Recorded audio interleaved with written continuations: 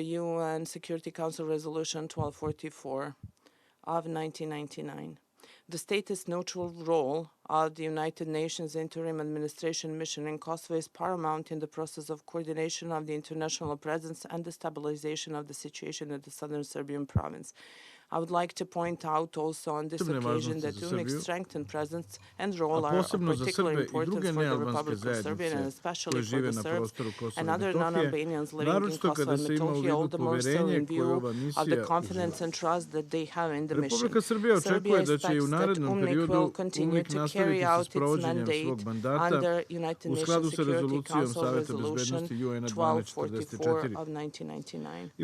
Also in the forthcoming period, in view of the overall political and security situation in Kosovo and Metohija and the continuation of dialogue between Belgrade and Pristina, we consider that UNIC must continue to carry out its mandate in respect of all the issues relevant for a consistent implementation of the resolution. Of exceptional importance are also the contributions made by other international organizations that carry out their own mandate under the United Nations Security Council Resolution 1244 that includes strengthening security, the rule of law and respect for human rights in Kosovo and Metohija, especially of the Serbs and other non-Albanians who, 17 years after the arrival of the international presence, continue to face numerous obstacles in the realization of their basic rights and fundamental freedoms. The continued presence in Serbia of over niti proređivati sednice Saveta bezbednosti na kojima se razmatra situacija u pokrajini, uz brojne bezbednosne i druge izazove sa kojima se nealbansko stanovništvo suočava, najslikovitije govori činjenica da se u Srbiji van Kosova i Metohije i danas nalazi preko 200.000 interno raseljenih lica koje su usled progona i ugroženosti bila primorana da napuste Kosovo i Metohiju. Održiv povratak je ostvarilo svega njih 1,9%. Zato bih ponovo zamolio specijalnog predstavnika generalnog sekretara Ujedinjenih nacija, gospodina Tanina, kao što sam to već učinio prilikom mog posljednjeg obraćanja ovom savjetu, da objasni zašto se ova informacija ne iznosi u njegovim izveštajima i da li poražavajući podatak od 1,9% treba prihvatiti kao gotovu činjenicu i sa njom se pomiriti. Specijalni predstavnik generalnog sekretara UN-a bi trebalo da ovaj podatak uključi u svaki svoj izveštaj. S obzirom da je jedan od ključnih ciljeva UNIC-a u skladu sa rezolucijom Saveta bezbednosti UN-a 1244 upravo da omogući povratak. Gospodine predsjedniče, bezbednosni incidenti koji negativno utiču na međuetničko poverenje i dalje su u kontinuitetu prisutni i predstavljaju ozbiljan izazov. Nasilje prema nealbanskim zajednicama, posebno povratnicima, neminovno izaziva dodatnu bojazan potencijalnih povratnika u pogledu bezbednosne situacije. Nažalost, kod ovih slučajeva uglavnom izostaje adekvatno reagovanje organa javnog reda, a broj pravosnažnih osuda počinilaca je i dalje veoma mali. Izveštaj misije OEBS-a na Kosovu i Metohiji o proceni prava zajednice iz novembra 2015. godine konstatuje da su međuetničke tenzije oko povratka raseljenih lica problem koji se i dalje ponavlja. Dodaje se da je OEBS tokom praćenja uočio u većini slučajeva samo ograničena opštinska nastojanja da se reše ove tenzije i izgradi poverenje. Također se navodi da je OEBS tokom izveštajnog perioda evidentirao ukupno 479 incidenata na Kosovu i Metohiji, koji su imali potencijal da negativno utiču na percepciju bezbednosti zajednica u brojčanoj manjini na opštinskom nivou, od čega je 310 njih bilo upreno protiv kosovskih Srba, uključujući povratnike i srpske pravoslavne crkve.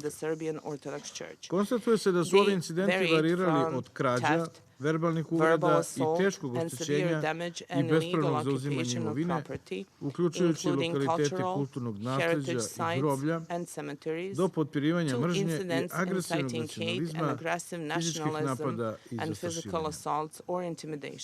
Izrazito negativno na međuetničke odnose utiču napadi na kulturnu i versku baštinu nevećinskih zajednica. Primjera radi, u selu Pejčić i opština Prizren obijena je pravoslavna crkva, a januara ove godine nakon demonstracije opozicije u centru Prištine, deo demonstranata je na civilizacijski neprimeren način oskrnavio hram Hrista Spasa, svetinju koja je od 1999. godine često bila meta napada Albanaca i godinama služi kao deponija. Uz uporno nastojanje prištinskih vlasti da se promeni svrha ove lokacije, koja je prema proverama izvršenim u katastarskoj evidenciji vlasništvo Srpske pravoslavne crkve. Ne mogu da ne pomenem i ispisivanje na zidu crkve Sveti Nikola u Prištini, grafita u slavu Ajsila, terorističke tvorevine u borbi protiv koje se ujedinila čitava međunarodna zajednica. Autori ovog akta skrnavljenja verskog objekta u srcu Evrope svima nama preteći poručuju da Ajsil dolazi. Ovakve napade na srpsko kulturno i versko nasleđe, identitet, bolna su svedočenja da su zakoni koji bi trebalo da štite i promovišu prava zajednica i njihovih pripadnika na Kosovu i Metohiji u najvećem broju slučajeva samo mrtvo slovo na papiru. Samo ozbiljna namera svih relevantnih aktera da se profesionalno, u dobroj veri i savesno pristupi rešavanju svih otvorenih pitanja, a sve u cilju normalizacije i stvaranja uslova za istinsko poštovanje ljudskih prava i sloboda svih, može biti garant pomirenja, zajedničkog suživota i poštovanja različitosti. Uvaženi članovi Saveta bezbednosti, aktualni izveštaj o radu UNMIK-a ističe da je u odnosu na januar i februar 2015. godine broj prijavljenih incidenata usmerenih na manjinske zajednice u istom periodu ove godine smanjen. Ipak činjenica da su etnički incidenti i dalje svakodnevna realnost na Kosovu i Metohiji sama po sebi predstavlja snažnu negativnu poruku pripadnicima srpske i drugih nealbanskih zajednica. Imajući u vidu da izveštaj koji je pred nama gotovo i ne pominje napade na etničkoj osnovi, naveo bih samo deo onoga što je obeležilo izveštajni period. Napadi na Srbe povratnike i njihovu imovinu u selima Berkovo i Pasjane, kamenovanje kuće povratnika u Klini i Prizren, paljenje i napadi eksplozivnim napravama na domove Srba u Orahovcu i Gnjilanu. Želim, dame i gospodo, da istaknem da je i dalje neophodno preduzimanje mera kako bi se postigla trajna rešenja za lica raseljena sa Kosova i Metohije, uključujući rešavanje i izvršenje njihovih imovinsko-pravnih potraživanja. Također želeo bih i da naglasim da je strateško opredeljenje Srbije po pitanju interno raseljenih lica da svakom licu pruži punu podršku, bilo za održivi povratak ili za lokalnu integraciju u mestu raseljenja, u skladu sa izraženom namerom svakog pojedinca. Međutim, svaka vrsta podrške koju Srbija može da pruži potencijalnim povratnicima ostaje nedovoljna ako izostane adekvatno angažovanje privremenih institucija samouprave u Prištini, prihvatanje ili bar tolerisanje od strane primajuće zajednice i sve to uz aktivnu ulogu međunarodne zajednice. Realnost i podsjećanje da ovaj zadatak nije obavljen zahteva posebnu pažnju svakog narodnog izveštaja. Ponovo upućujem apel Ujedinjenim nacijama i drugim segmentima međunarodne administracije na Kosovo i Metohiji da pomognu da se prevaziđu problemi koji otežavaju povratak interno raseljenih i doprinose teškom položaju povratnika koji su izloženi konstantno prisutnim slučajevima ugrožavanja kako lične, tako i bezbednosti imovine. Naglašavam da je krajnja i najopasnija posljedica sistematskih etnički motivisanih napada potpuno privikavanje svih, uključujući međunarodnu zajednicu, na faktičku nekažnjivost za krivična dela počinjena protiv Srba i drugih nealbanaca. Izveštaj Freedom House, Sloboda u svetu 2015, Freedom in the World 2015, navodi da etnički albanski zvaničnici retko procesuiraju slučajeve koji uključuju napade na nealbance, kao i da se povratnici suočavaju sa neprijateljstvima i slabim ekonomskim izgledima, a i povratak imovine ostaje problematičan. Slično i izveštaj State Departmenta o ljudskim pravima na Kosovu za 2015. godinu navodi da proces povratka ostaje hronično pogođen bezbednostnim incidentima i otporom primajućih zajednica da prihvate manjinske povrate.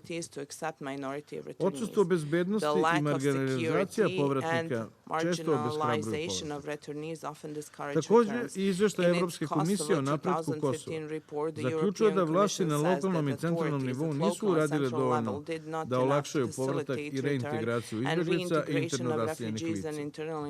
Misija OEBS-a zaključuje da je potpuno i efikasno institucionalno delovanje u programima koji se odnose na povratak na lokalnom i centralnom nivou i dalje ugroženo nepostojanjem strateške podrške različitih uključenih kosovskih institucija, kao i da su općinske i centralne institucije uradile relativno malo na obeshrabrivanju incidenata koji neminovno utiču na održivost povratka i budući interes za povratak. Nealbansko stanovništvo na Kosovu i Metohiji suočava se sa ozbiljnim i brojnim institucionalnim, zakonskim, administrativnim i političkim preprekama na planu zaštite imovinskih prava, koje su u suprotnosti sa odredbama i standardima međunarodnih i evropskih konvencija koje regulišu ovu oblast. I danas su imovinska prava Srba ugrožena na celom Kosovu i Metohiji, posebno prodajom preduzeća u srpskim sredinama. Ekonomsku situaciju Srba kao i pripadnika drugih manjinskih zajednica u pokrajini u velikoj meri karakterišu pravna i fizička nesigurnost, kao i brojni slučajevi uzurpirane imovine koje ne mogu da povrate. Značajna imovina raseljenih Srba prodata je u transakcijama u kojima su korišćeni falsifikovani ugovori ili lične isprave navodnih vlasnika. Iz ovoga proizilazi da su srpska zajednica, naročito raseljena lica, nesrazmjerno više podložni ekonomskoj ugroženosti i siromaštvu. Kao neminovno se nameće da je efektno rešavanje slučajeva bespravnog zauzimanja imovine od suštinske važnosti za bezbednost i vladavinu prava na Kosovu i Metohiji, a da uočeni ozbiljni nedostaci u sprovođenju ove vrste postupaka predstavljaju ugrožavanje prava na nesmetano uživanje imovine. Ne mogu da ne primetim da osim svojevremenog tematskog izveštaja misije OEBS-a na Kosovu o prevarnim transakcijama u regionu Peć, ovim problemom se nije bavila ni jedna druga misija, pa ni EULEX kao misija zadužena za vladavinu prava. I ranije pomenuti izveštaj Parlamentarne skupštine Saveta Evrope zaključuje da je upravo ovaj aspekt nešto što kosovske vlasti i međunarodna zajednica treba da pokušaju da reše bez odlaganja. Posljedice aktivnosti Kosovske agencije za privatizaciju u srpskim sredinama na Kosovu i Metohiji najbolje pokazuje situacija u opštini Štrpce, gde je ova agencija od polovine 2014. godine nasilno uzurpirala i likvidirala najznačajnije privredne subjekte, koji su zapošljavali najviše ljudi i od kojih je živjela cela zajednica. Fabriku Lola, robnu kuću Mladost, poljoprivrednu zadrugu, veterinarsku stanicu, hotel Junior, nacionalni park Šar-Planina. Navedeni privredni subjekti sada su zatvoreni, a ljudi su ostali bez posla. Ovakvo institucionalnim nasiljem prouzrokovano pogoršanje uslova ekonomske egzistencije može da dovede i do pogoršanja bezbednosti situacije i teških posljedica po lokalno stanovništvo, te kao takvo zaslužuje pojačanu pažnju i angažman međunarodnog prisustva u pokrajini, naročito na severu Kosova i Metohije. Upravo u domenu vladavine prava podsjetio bih na učestale ocene različitih međunarodnih vladinih i nevladinih organizacija prema kojima je nezavisnost sudstva i vladavina zakona na Kosovu i Metohiji i dalje slaba tačka. Kao ilustraciju bih naveo i nalaze iz posljednjeg izveštaja OEBS-a o proceni prava zajednica, prema kome je 67% ispitanika nealbanaca izrazilo nepoverenje u kosovske pravosudne institucije, što je označeno kao ozbiljna prepreka u ostvarivanju njihovog prava. Izveštaj Human Rights Watch World Report 2015 ocenjuje da pravosudni sistem na Kosovu ostaje slab. Slična zapažanja data su u dokumentu USAID Kosovo, Country Development Cooperation Strategy, u kome se kaže da nezavisnost sudstva i vladavina prava ostaju slabe. Razlog za posebnu zabrinutost su medijski navodi o optužnicama koje je Osnovni sud u Peći podigao protiv 14 kosovskih Srba iz opštine Klina, za navodne ratne zločine počinjene tokom 1999. godine. Prema informacijama kojima raspolažemo, u pitanju su članovi porodice koje su se zvanično prijavile za povratak. Uvaženi članovi Saveta bezbednosti, koristim ovu priliku da istaknem da je Republika Srbija posvećena konstruktivnom dijalogu sa Prištinom na svim nivoima, kao i primjeni do sada postignutih dogovora kao odraz čvrstog opredeljenja za aktivan doprinos unapređenju stabilnosti regiona Zapadnog Balkana, kao i rešavanju svih otvorenih pitanja isključivo političkim i diplomatskim sredstvima. Nažalost, Priština još uvek nije preduzela neophodne korake za punu implementaciju dogovorenog u okviru briselskog dijaloga. I ovom prilikom želim da podsjetim da je postizanje briselskog sporazuma bilo motivisano težnjom za iznalaženje mogućnosti za sistematsku institucionalnu zaštitu srpske zajednice na Kosovu i Metohiji, usled nepostojanja adekvatnih institucionalnih mehanizama kojima bi se efikasno štitili njeni interesi. Shodno dogovoru, taj zadatak je trebalo da izvršava zajednica srpskih opština. Zbog nedostatka političke volje i krize institucija u Prištini, sa žaljenjem konstatujem da još uvek nisu ispoštovane ključne odredbe briselskog sporazuma, koje se odnose na formiranje i funkcionisanje ove zajednice. Gospodine predsjedniče, radikalizacija političkih prilika i pogoršanje bezbednosne situacije usled političkog previranja i jačanja ekstremizma predstavljaju pretnju za sve žitelje Kosova i Metohije, a po pravilu su najugroženiji povratnici u nacionalno mešovitim sredinama. Politička kriza u Prištini nosi ozbiljan rizik od prelivanja opšteg nezadovoljstva biračkog tela većinske zajednice prema manjinskim, a posebno srpskoj zajednici. Razlog je i u nacionalno ostrašćenoj retorici političara iz Prištine, čime se svakako ne doprinose smirivanju tenzija i pomirenja. I onako nestabilne bezbednostne prilike na Kosovu i Metohiji dodatno su ugrožene zabrinjavajućim trendom porasta ekstremizma i radikalizma.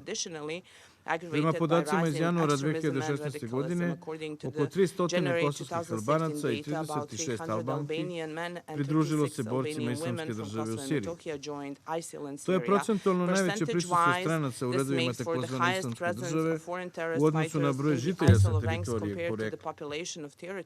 Inače, od strane inostranih partnerskih bezbednostnih službi smo više puta dobili podatak da je nezvanični broj ekstremista sa teritorije Kosova i Metohije koji se bore na stranim ratištima u ogromnom raskoraku s ovim zvaničnim podacima, da je reč o cifri od oko 900. Uvaženi članovi Saveta bezbednosti, uz ocenu da su političke, društvene i ekonomske prilike u kojima živi srpska zajednica na Kosovu i Metohiji i dalje vrlo složene, Srbija očekuje od međunarodne zajednice, a pre svega Ujedinjenih nacija, kontinuiranu pomoć na putu izgradnje poverenja, za koje duboko verujemo da je jedini čvrst temelj za normalan život za sve na Kosovu.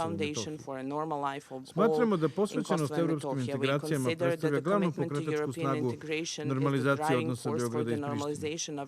Uz očekivanje da Evropska unija nastavi da olakšava dijalog, izuzetno značajnim smatramo nastavak angažmana UNMIK-a i međunarodnog prisustva na Kosovu i Metohiji u nesmanjenom obimu, jer kako generalni sekretar Ujedinjenih nacija sa pravom zaključuje u izveštaju koji je pred nama, još puno toga ostaje da se uradi na Kosovu i Metohiji kako bi se promovisala veća tolerancija i pomirenje među zajednicama, obezbedila zaštita manjinskih prava, olakšao povratak raseljenih, osigurala imovinska prava i očuvale religijske tradicije bez smetnji i stigmatizacije.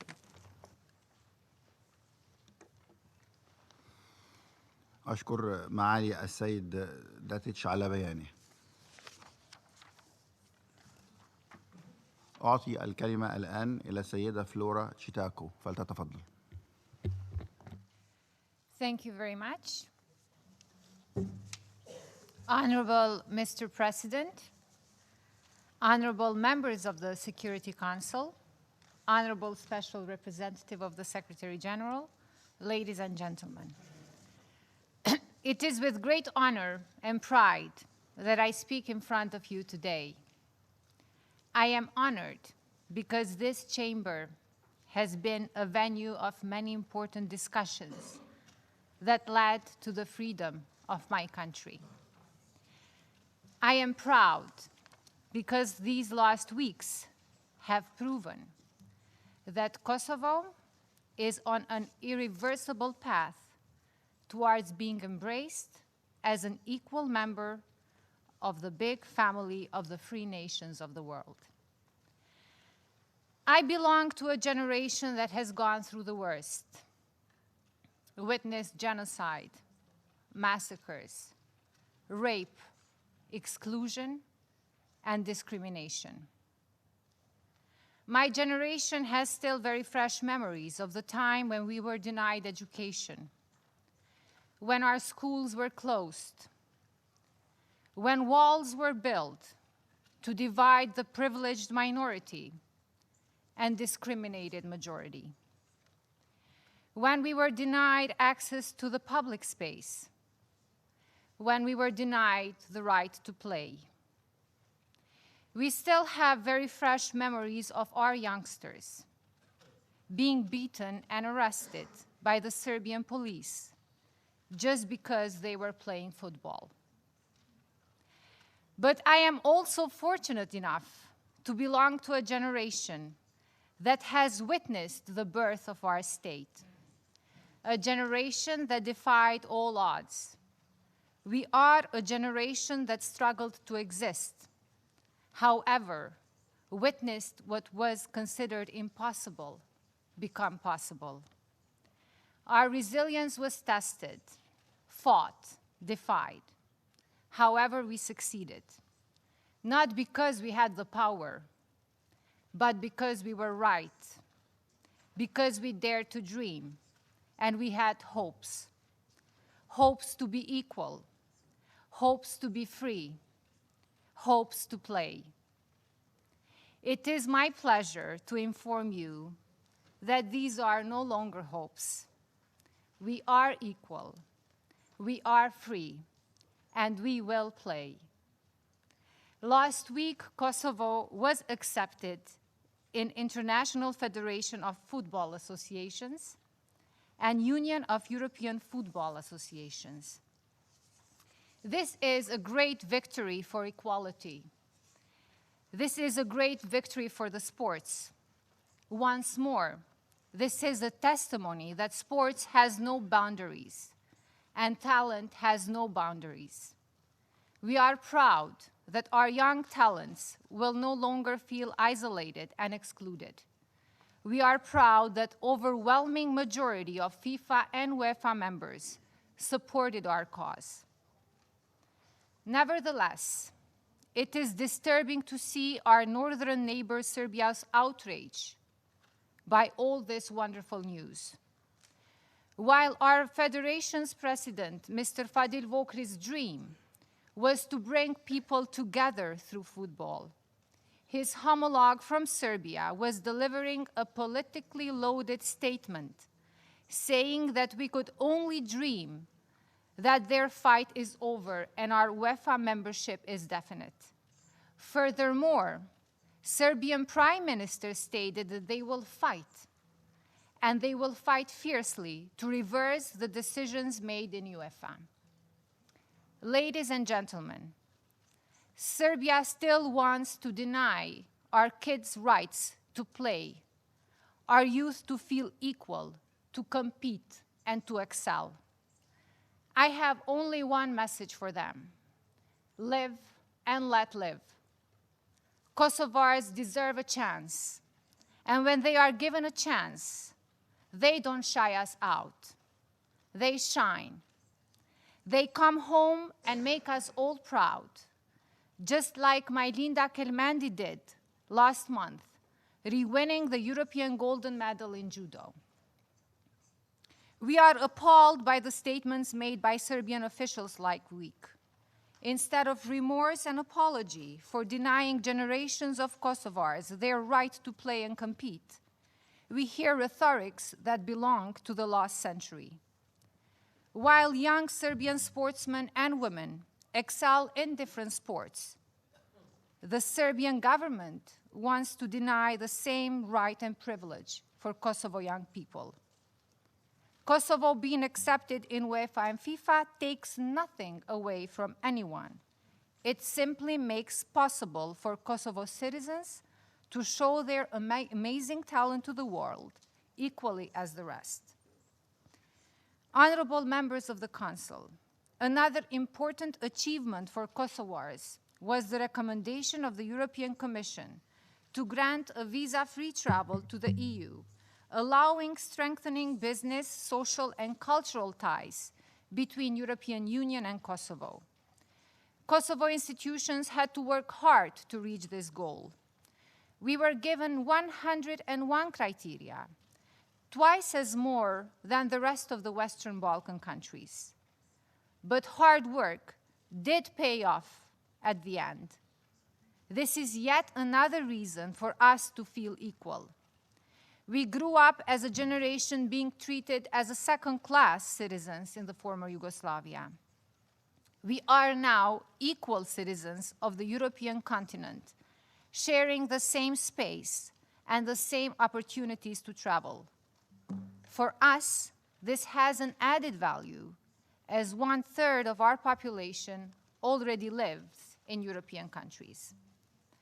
While we are aware that visa liberalization is not the solution to the many challenges we have in creating a better environment and better living conditions for our citizens, we are absolutely sure that visa liberalization will help our people move and travel freely, experience their continent, and feel equal.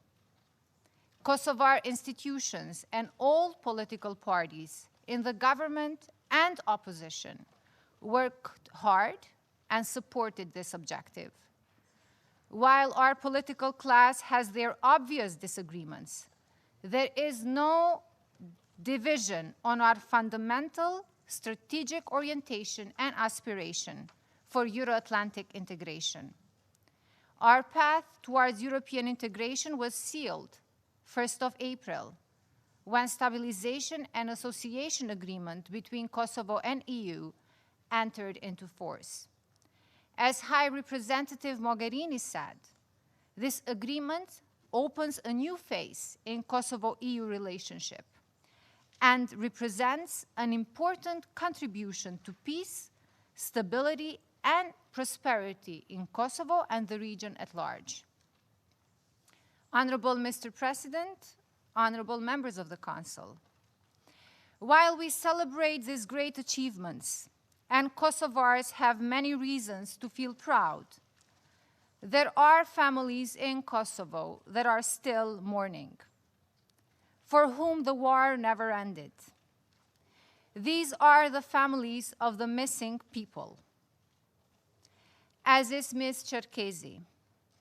17 years after the war, she still serves the table for herself and the remaining members of her family that are still missing, her husband and her 4 sons. They were taken from the Serbian military and paramilitary forces in the spring of '99. She still waits for them, and she needs them back. She, along with thousands of mothers from Kosovo, still wait for a clear truth, or at least a proper burial. They want a place where they can mourn their loved ones. They demand answers. It's imperative that Serbia opens its files and archives to help close this painful chapter in our recent history. The Serbian state, as it has been documented, undertook unprecedented measures to hide the traces. They went as far as removing corpses from one mass grave to the other and erecting huge constructions on the places of the remains of the human beings. Like it is the case in Rudnic of Raška, where despite the expectations and statements issued by the Serbian authorities that 250 corpse remains of the victims will be identified, only 54 Albanians are found and reburied. They were innocent people executed in the massacre of Rezoala and massacre of Çitaku. We cannot build peace and reconciliation by burying the truth. Truth must be told, and truth must be accepted, no matter how painful or shameful it is. Denial is not the answer. Kosovo wants good neighborly relations. Kosovo wants a new chapter in the region. But that requires the same level of commitment from all sides. The interstate dialogue between Kosovo and Serbia, facilitated by the European Union, is not an objective on its own if it fails to normalize relationship between people. On behalf of the institutions of the Republic of Kosovo, let me reiterate that in line with our Constitution, we will implement every single agreement we have reached with Serbia in Brussels. But then, how can we say we are working and we are normalizing relations if the Serbian president compares Kosovo to ISIS? Just last month, the Serbian president made this claim in Indonesia.